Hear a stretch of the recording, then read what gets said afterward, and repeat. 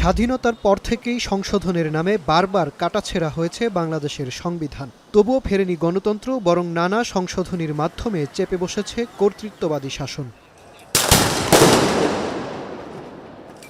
৫ আগস্টের গণঅভ্যুত্থানের মধ্য দিয়ে অবসান হয়েছে দীর্ঘদিনের শিকলপড়া যুগের। পালাবদলের ইতিহাসে সে যুগ যেন আর না ফেরে, সেজন্য এখন আলোচনায় উঠে আসছে দেশ পুনর্গঠনের জন্য জনগণতান্ত্রিক সংবিধান প্রণয়নের। রাজধানীর BIISS মিলনায়তনে গভর্নেন্স স্টাডিজ CGS এর গণতন্ত্র পুনর্গঠনের জন্য সংলাপে বক্তারা বলেন, বর্তমান সংবিধান শেখ হাসিনার সংশোধিত একনায়কতান্ত্রিক রাষ্ট্রকাঠামো গড়ে তোলার সহায়ক। ফলে কিছু ধারা সংশোধন করলেও এর থেকে পরিত্রাণ অসম্ভব। তাই প্রেক্ষাপট বিবেচনায় রেখে ২৪-এর গণঅভ্যুত্থানে ৭২-এর শক্তি ফেরাতে গণপরিষদ গঠনের দাবি আলোচকদের।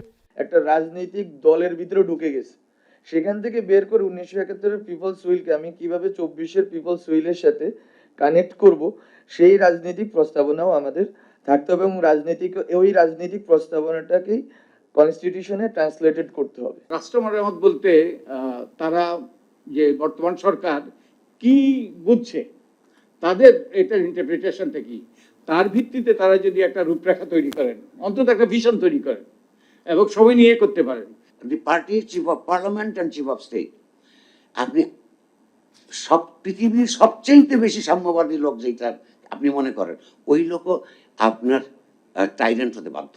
পুনর্লিখন কিংবা পরিমার্জন যে কোনোটিতেই মাথায় রাখতে হবে অসংশোধনযোগ্য ১/৩ বিধান। তবে মত প্রকাশের স্বাধীনতা ফেরাতে ও গণতন্ত্র রক্ষায় সংবিধান সংশোধনের বিকল্প দেখছেন না বিশ্লেষকরা। মত প্রকাশের সংখ্যালঘুর নিশ্চয়তা বিধানই হচ্ছে গণতন্ত্র। আমাদেরকে সেই গণতান্ত্রিক পুনর্গঠনের জন্য সংবিধানে হাত দেওয়া ছাড়া আমি আর কোনো পথ দেখতে পাচ্ছি না। বেনিফিশিয়ারি হচ্ছে জনগণ, আর সেটলার অফ দি ট্রাস্ট হচ্ছে এই ছাত্র জনতার যে গণ অভ্যুত্থান।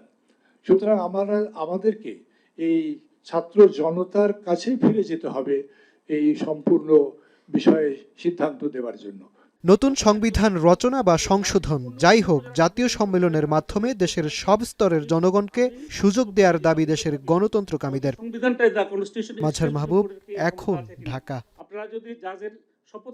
শিয়া বাটার ও ভিটামিন ই সমৃদ্ধ lily glam beauty soap. Lily, always beautiful.